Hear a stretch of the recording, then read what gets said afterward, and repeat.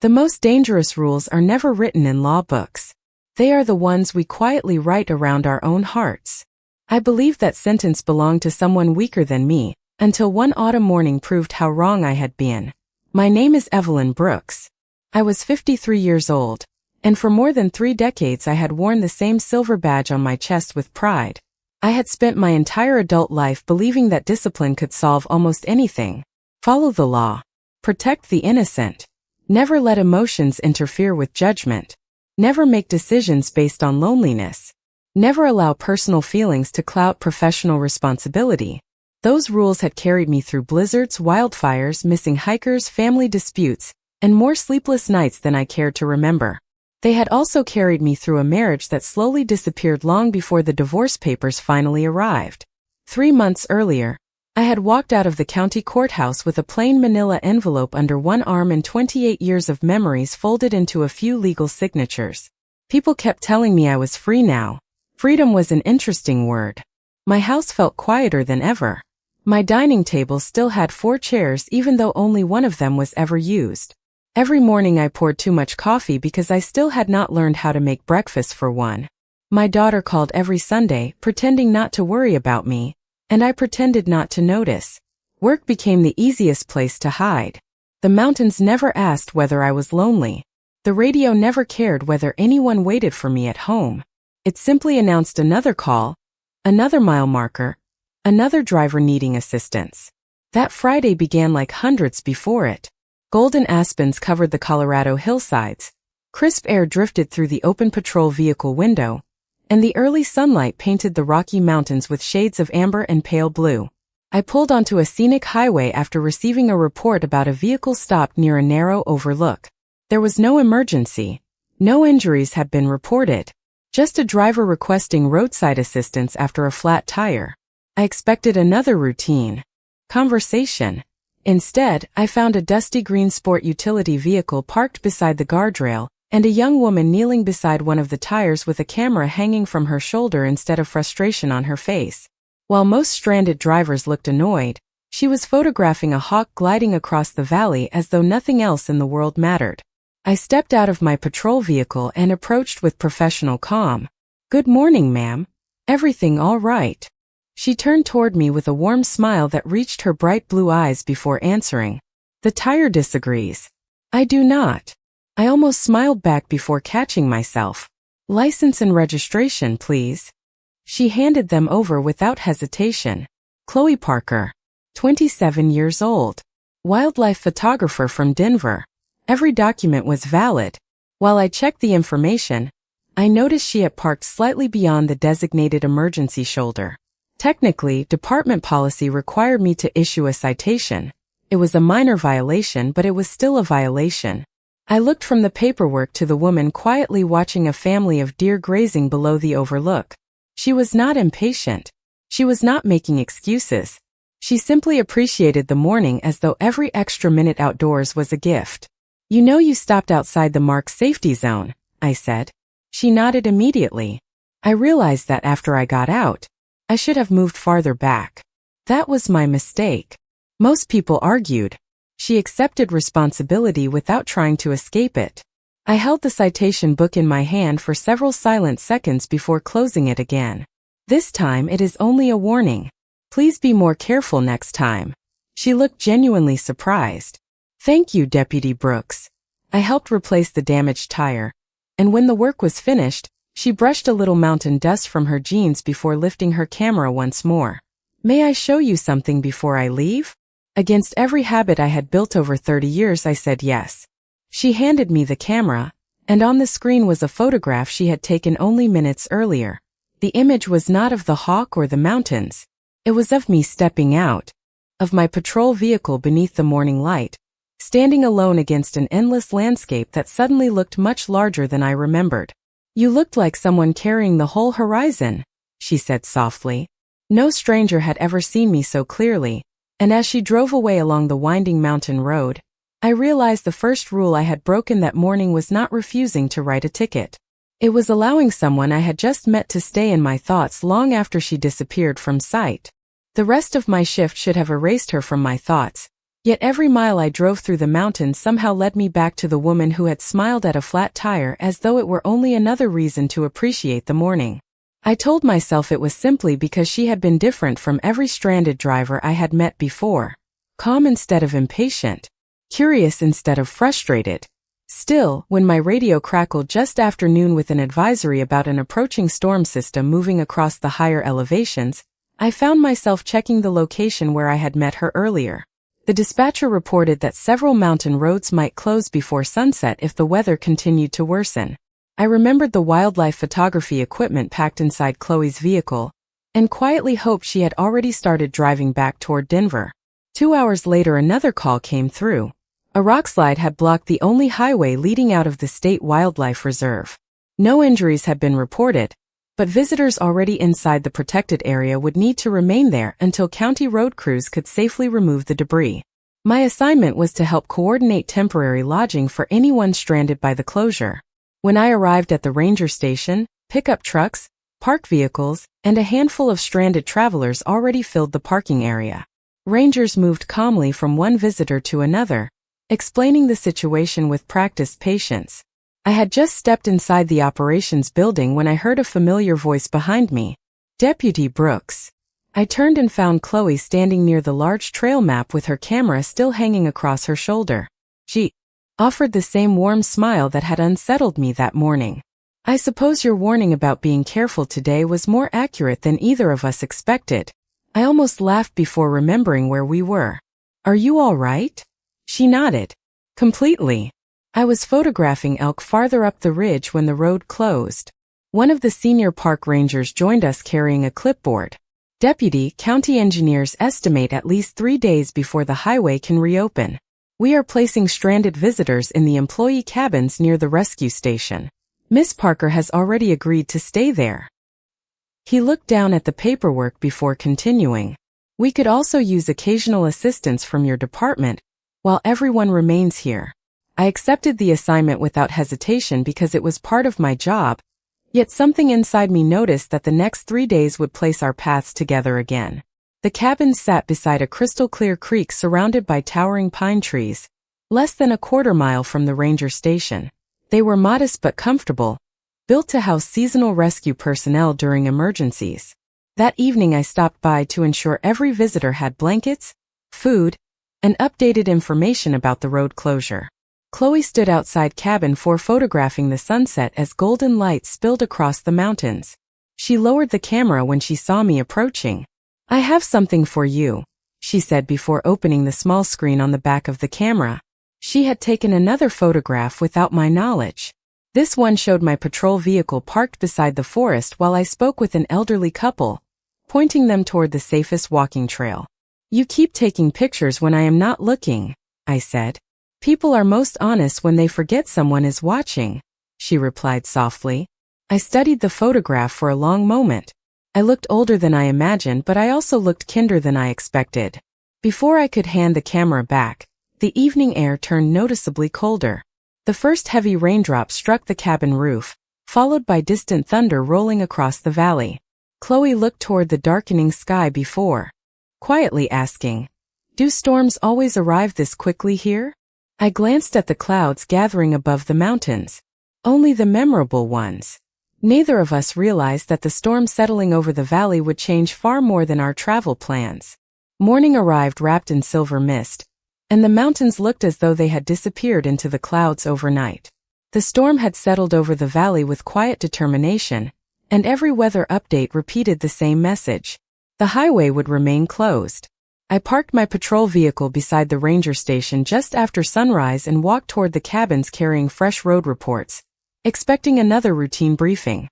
Instead, I found Chloe sitting alone on the small wooden porch outside cabin 4 with a steaming mug of coffee warming her hands. She was not taking photographs. She was simply watching the fog drift between the pine trees as though even silence deserved appreciation. She looked up when she heard my footsteps and smiled with familiar ease. "Good morning, Deputy Brooks." I handed her the latest update. County engineers are making progress, but they still estimate another 2 days before anyone can leave. She accepted the paper without disappointment. "Then I suppose the mountains have decided I needed a longer vacation." I shook my head with quiet amusement. Most people would be complaining by now. She glanced toward the forest before answering. There are worse places to be delayed than somewhere this beautiful. Her words stayed with me long after I returned to the ranger station. Throughout the morning I helped coordinate supplies, answered questions from stranded visitors, and checked the trails for storm damage. Around noon one of the park volunteers approached me with an unexpected request. Several educational programs for visiting families had been canceled because the naturalist leading them had become stranded outside the reserve. The children staying in the cabins were restless after 2 days indoors.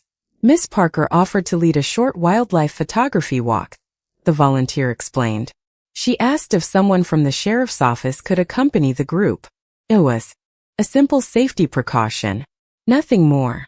I agreed without hesitation. The rain had softened into a light drizzle by the time we gathered near the trailhead. Chloe spoke to the children with gentle enthusiasm, showing them how to notice tiny details most adults hurried past. She pointed out animal tracks pressed into damp earth, the bright feathers of a mountain jay, and delicate spiderwebs sparkling with raindrops. She never rushed anyone. She celebrated every small discovery as though it mattered. I found myself watching her more than the scenery. She possessed an effortless kindness that asked for nothing in return. After the children returned to their cabins, we continued walking a little farther along the creek while I completed one final safety inspection. The forest had become wonderfully quiet. Water flowed gently over smooth stones, and the scent of wet pine filled the cool afternoon air. Chloe raised her camera toward the towering aspens before lowering it again without taking the picture. "What changed?" I asked. She looked at me instead of the trees. Sometimes I would rather remember a moment than capture it. We continued side by side until we reached a wooden footbridge overlooking the rushing water below. Neither of us spoke for several minutes. The silence felt comfortable rather than awkward. Finally she asked a question so softly I almost missed it. "Have you always lived by rules?" I leaned against the railing watching fallen golden leaves drift downstream. "Almost always." "Does it make life easier?" I thought about my empty house, the unopened boxes left behind after my divorce, and the countless evenings spent convincing myself that responsibility was enough to fill every quiet space. "It makes life predictable," I answered.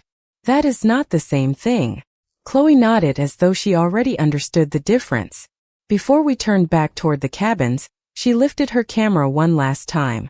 "May I take another picture?" she asked. This time she waited for permission. I surprised both of us by saying yes.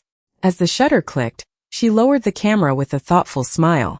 "You know," she whispered, "every photograph I have taken of you looks different, but they all have one thing in common."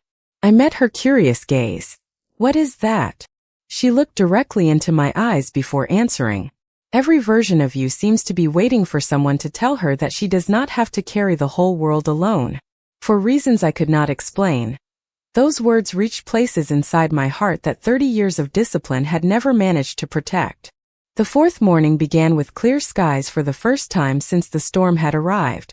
Sunlight filtered through the towering pines, washing the valley in warm gold while the last traces of mist drifted above the creek. The weather report finally carried encouraging news. Road crews had cleared nearly half of the rockslide, and if conditions remained stable, the highway might reopen the following afternoon. I should have been relieved. Instead, the announcement left an unexpected ache somewhere beneath my ribs. Every hour that brought the road closer to reopening also brought Chloe closer to leaving. I spent the morning helping the rangers inspect several reopened hiking paths, but my thoughts wandered more than they should have. I had built an entire career on staying focused. Yet every time I glanced toward the cabins, I caught myself wondering where she was or what photograph she might be taking. Shortly after lunch I found her sitting beside the creek, her hiking boots resting on a smooth rock while dozens of printed photographs lay scattered around her. She looked up as I approached and held one picture toward me without saying a word. It showed an elderly couple laughing together beneath a rain shelter the previous evening. The lighting was imperfect. The composition was simple. Yet the joy inside the image felt unmistakably real. "That is beautiful," I admitted. Chloe smiled softly.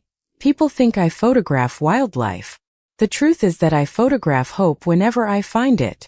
I sat beside her, leaving enough space to respect every boundary that still existed between us.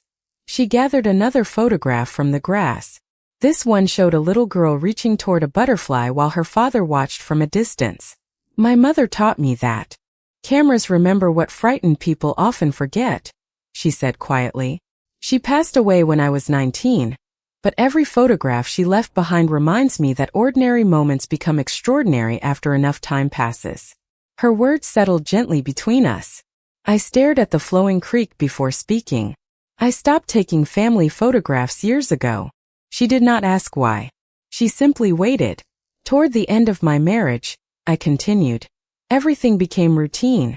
Birthdays, holidays, anniversaries. We smiled because we believed we were supposed to. Somewhere along the way I forgot what genuine happiness looked like. Chloe listened with complete attention, never interrupting or offering easy comfort. When the divorce became final, I said, I packed the wedding album into a storage box without opening it. I told myself the past belonged there too. She looked down at the photographs resting across her lap before answering. Sometimes we protect ourselves by locking away painful memories. Sometimes we accidentally lock away the beautiful ones too. I felt something tighten inside my chest because I knew she was right. We remained beside the creek until the afternoon light softened across the valley. On the walk back toward the cabins, we passed a small wooden overlook facing the western peaks. The setting sun had begun painting the mountains in shades of amber and crimson. Chloe lifted her camera but lowered it almost immediately. What happened? I asked with a smile. She looked toward the horizon before meeting my eyes. This view deserves to be shared instead of collected. We stood shoulder to shoulder watching the mountains grow quieter beneath the fading light. Neither of us spoke for several peaceful minutes. The silence no longer felt unfamiliar. It felt earned. As we turned to leave, my sleeve brushed lightly against hers. Neither of us stepped away. It was the briefest touch, accidental and innocent, yet my heartbeat betrayed me in a way no courtroom testimony ever had. Before we reached the ranger station, my department radio crackled to life. Dispatch informed me that another deputy had arrived from town to assist until the highway reopened. His voice carried an unmistakable note of curiosity as he added, "We have been hearing a lot about your extended stay with the stranded photographer." The words were harmless on the surface, but they lingered in the evening air long after the transmission ended, quietly reminding me that not every rule I lived by had been written in law. That evening the ranger station organized a simple community dinner for everyone stranded by the road closure. Folding tables filled the main lodge, children laughed over board games, and the smell of homemade chili, fresh cornbread, and hot apple cider drifted through the warm wooden building. It was the kind of gathering that reminded people how quickly strangers could become neighbors when circumstances asked them to slow down.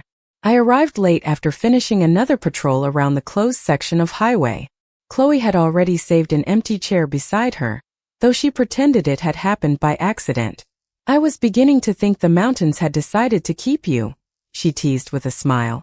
"They have tried before," I answered as I sat down. Dinner passed easily. We spoke about favorite hiking trails, forgotten dreams, and places we still hope to see someday. Chloe described photographing migrating cranes in New Mexico before sunrise, and watching wolves emerge from the forests of Montana beneath fresh snow. I admitted that despite spending my life surrounded by extraordinary landscapes, I had almost never stopped long enough to truly see them. "You protect beautiful places every day," she said softly. "Sometimes people who spend their lives protecting something forget they are allowed to enjoy it too." After dinner, several local musicians unpacked old guitars and a fiddle near the stone fireplace. No stage. No audience, just neighbors sharing familiar songs. Children danced across the worn wooden floor while older couples smiled from their chairs. Chloe quietly leaned toward me. "Come outside for a minute." We stepped onto the lodge porch where the cool mountain air carried the scent of pine and damp earth after the storm. Above us, the clouds had finally disappeared, revealing more stars than I had noticed in years. She rested her camera on the porch railing without lifting it. "No photographs tonight?" I asked. She shook her head gently. Some memories deserve to belong only to the people living them. We stood in comfortable silence until she looked toward the valley below. "Can I ask you something personal?" I nodded. When was the last time you did something simply because it made you happy? The question settled over me more heavily than I expected. I searched my memory and realized I could not answer immediately. Patrol schedules, court appearances, community meetings, family responsibilities, marriage, divorce. Somewhere inside those years, happiness had quietly become something I postponed until later. I honestly do not remember, I admitted. Chloe did not look surprised. Instead, she reached into her backpack and handed me a small instant photograph she had printed earlier that afternoon. It showed the two of us standing beside the creek after the children's nature walk. We were not looking at each other. We were both watching the flowing water. Yet our reflections touched first before we did. "Keep it," she whispered. "Sometimes we need proof that we were present in our own lives." I studied the photograph while an unfamiliar warmth spread through my chest. Without thinking, I slipped it carefully into the inside pocket of my uniform jacket, the same pocket where I usually carried official reports. Chloe noticed and smiled without saying a word. Just then my department radio interrupted the quiet evening. Dispatch informed me that the highway would reopen early the next morning. The announcement should have felt like good news. Instead, my heart sank with surprising certainty. Tomorrow Chloe would leave the mountains. Tomorrow my patrol routes would become ordinary again. As we walked back toward the cabins beneath the starlit sky, our hands brushed together for only an instant. Neither of us reached farther, yet neither of us pretended the moment had meant nothing. For the first time since my divorce, I was no longer afraid of how deeply another person could touch my heart. I was afraid of how empty it might feel after she drove away. Sunrise arrived. With the kind of quiet that only follows several days of rain, the highway had officially reopened before dawn, and one by one the visitors loaded their vehicles, exchanged grateful handshakes with the rangers, and disappeared down the winding mountain road. I completed the final safety inspection with practiced efficiency, yet every task felt strangely heavier than it had a week earlier. When I reached cabin 4, Chloe had already packed most of her photography equipment into the back of her sport utility vehicle. Only her camera remained hanging from her shoulder, as though she was not quite ready to say goodbye to the mountains. She greeted me with the same gentle smile I had begun looking for every morning. "Looks like the world is moving again," she said softly. I nodded. It always does. We stood together in the cool autumn air, surrounded by towering pines that suddenly seemed much quieter than before. Neither of us knew how to begin a conversation that felt too important for ordinary words. Before I could speak, another patrol vehicle pulled into the parking area. Deputy Mark Sullivan climbed out and walked toward us carrying several completed incident reports. He greeted me with a friendly smile before glancing toward Chloe. "So this is the famous photographer everyone has been talking about." His tone was light, but the sentence landed differently than he intended. Chloe noticed my expression immediately. After he returned to the station, she looked at me with quiet concern. "People are talking because I have been here longer than expected?" I hesitated before answering. "Small mountain communities notice everything. It comes with the job." She studied my face for several long seconds. "That is not what is really bothering you." I looked toward the distant mountains instead of meeting her eyes. "My badge has always represented trust. I have spent 30 years making certain nobody questioned my judgment." She nodded slowly, understanding more than I had actually said. "And now you are worried that simply spending time with me makes people question it." The truth hurt because she spoke it so gently. "It is more complicated than that." "No," she whispered. "I think it is exactly that." We walked together toward the creek one final time. The flowing water sounded exactly as it had on the first afternoon we stood there together. Yet everything inside me had changed. Chloe rested both hands on the wooden railing of the small footbridge and watched sunlight dance across the current below. "Evelyn," she said quietly, speaking my first name for the first time, "I have never wanted to become another reason for you to doubt the life you built." Hearing my name in her voice made every carefully constructed wall inside me tremble. I wanted to tell her that she had become the brightest part of a week I never wanted to end. Instead, I reached for the safest words I could find. "Perhaps it is better if we remember these days exactly as they were." She smiled, but sadness quietly settled behind her blue eyes. Sometimes the safest choice is not the kindest one. Before I could answer, she removed a small envelope from her backpack and handed it to me. Inside was the final instant photograph she had taken. It showed me standing alone on the overlook the morning we first met, sunlight stretching across the mountains behind me. On the back she had written only one sentence. You deserve to stand inside your own life instead of watching it from a distance. I closed the photograph carefully and slipped it into the same pocket where I kept the first one. When I looked up again, Chloe had taken a slow step backward. Goodbye, Evelyn. I wanted to ask her to stay. I wanted to ask whether 26 years between us mattered as much as the world believed they did. Instead, every promise I had ever made to duty spoke louder than my heart. I simply nodded and watched her drive away beneath the golden aspens until the road curved beyond the mountains. Only after her vehicle disappeared completely did I realize that silence could sometimes break a heart more deeply than any spoken farewell. The mountains looked exactly the same after Chloe left, yet nothing inside me recognized them anymore. Every patrol route carried an echo of her laughter. Every overlook reminded me of the photographs she had taken without asking the world to become anything other than itself. I returned to my ordinary schedule, answered routine calls, completed paperwork, and attended community meetings with the same professionalism that had defined my career for more than 30 years. On the outside, nothing had changed. Inside, everything had. Each evening I placed her 2 instant photographs on my kitchen table before making coffee. I never admitted to anyone why I could not put them away. They reminded me that for one brief week, I had remembered the woman I had been before responsibility became my entire identity. Nearly 3 weeks passed before my daughter, Megan, drove up from Denver for one of her usual Sunday visits. She hugged me tightly the moment she stepped through the front door, then paused when she noticed the photographs beside my coffee mug. She picked up the first one carefully, studying it with quiet curiosity. Who took these? She asked. I hesitated only a moment. A wildlife photographer I met during the road closure. Megan smiled in a way I could not immediately understand. Chloe Parker? My heart seemed to stop. You know her. She looked genuinely surprised by my reaction. Mom, she photographed a conservation fundraiser for the university 2 years ago. We worked together for an entire weekend. Every word tightened the knot already growing inside my chest. You never mentioned her. Megan sat across from me, still holding the photograph. We stayed in touch after the event. She is one of the kindest people I have ever met. The room suddenly felt much smaller. Did you know I was going to meet her? I asked quietly. Megan frowned. What do you mean? I explained everything. The flat tire. The storm. The cabins.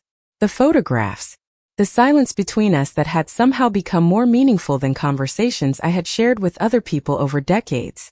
Megan listened without interrupting until I finally admitted the part one had been avoiding. I think I fell in love with her. She reached across the table and gently covered my hand with hers. Mom, I already knew something had changed. I have not seen you smile like this since before the divorce.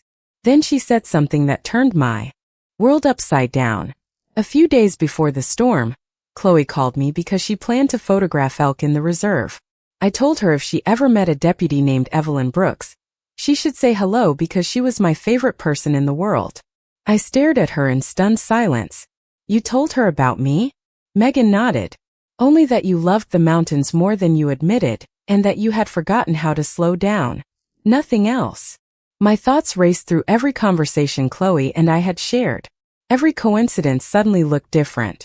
Had she recognized my last name before introducing herself? Had our meeting truly been accidental? Before I could ask another question, Megan opened her phone and searched through several photographs from the conservation fundraiser. She stopped on one image and handed me the screen. Chloe stood smiling beside Megan beneath a banner supporting wildlife preservation.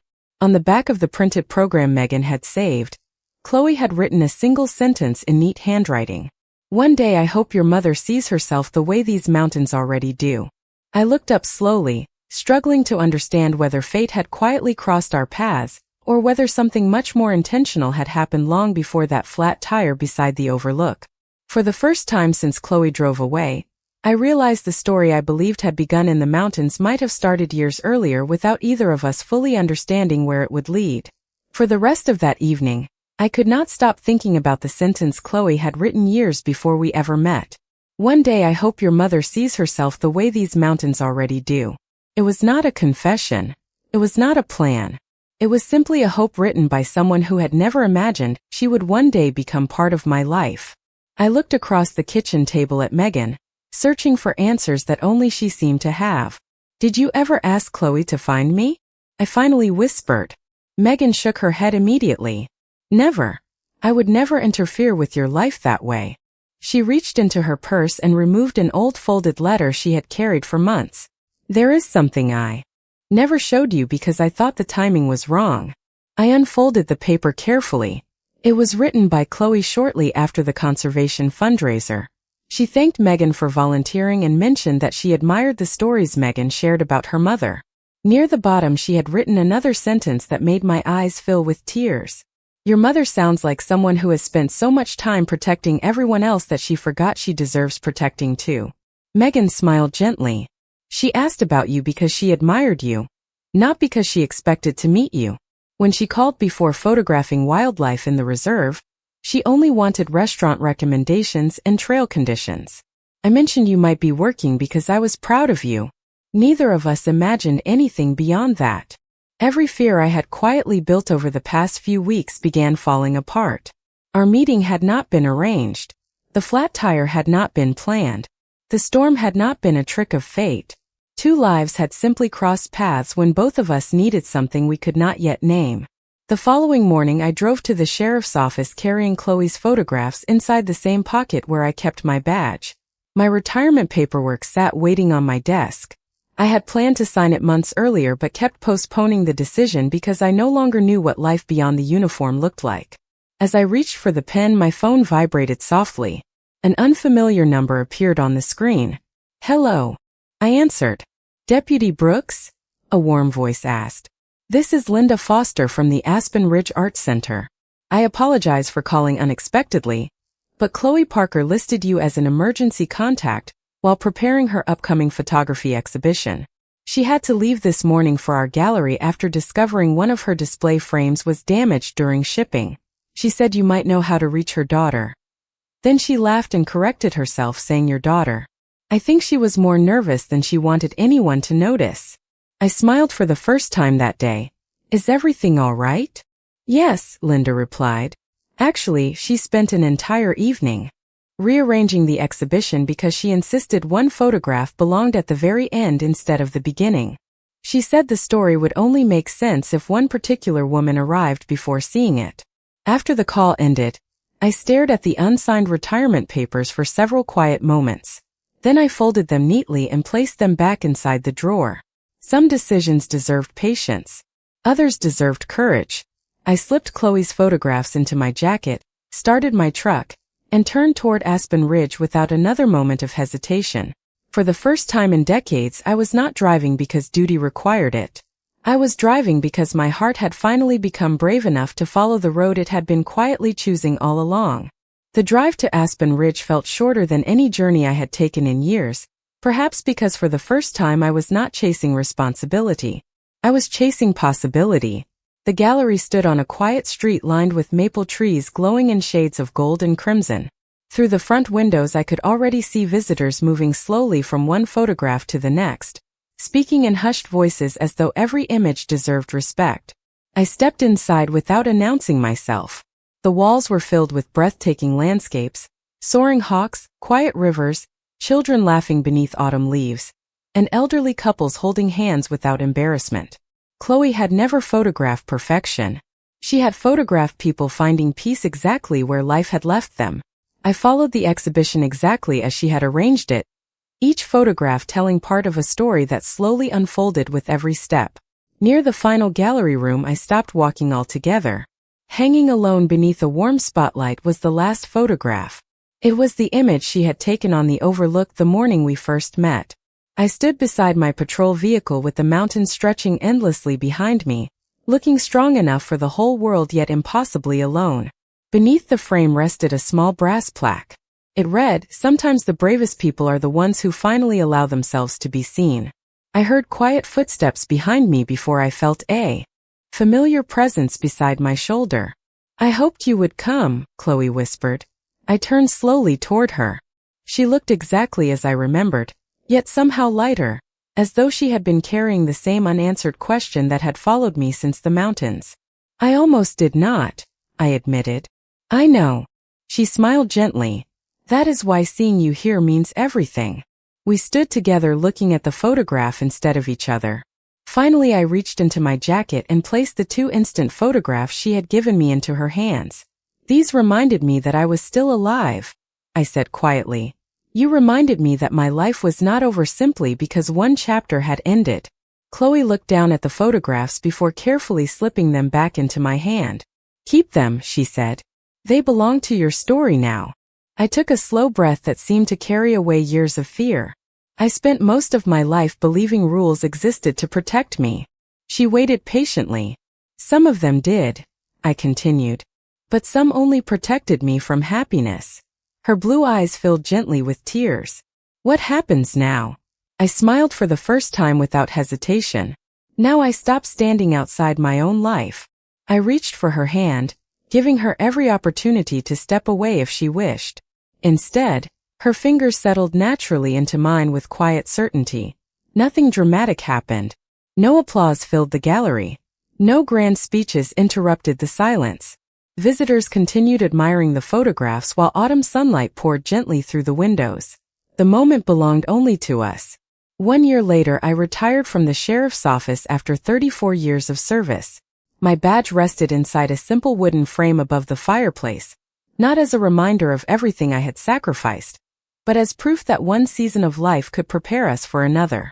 Chloe continued traveling across the country photographing stories of resilience, and whenever schedules allowed, I joined her with 2 travel mugs of coffee, and no destination more important than the road ahead. Every autumn we returned to the same mountain overlook where a flat tire unexpectedly changed 2 lives. She still carried her camera. I still watched the sunrise before anyone else arrived. Sometimes she took photographs. Sometimes she simply slipped her hand into mine while the mountains greeted another morning. Looking back now, I finally understand that breaking the rules I built around my heart never made me less honorable. It simply taught me that the greatest justice we can ever give ourselves is the courage to believe we are worthy of love, no matter when it finally finds us.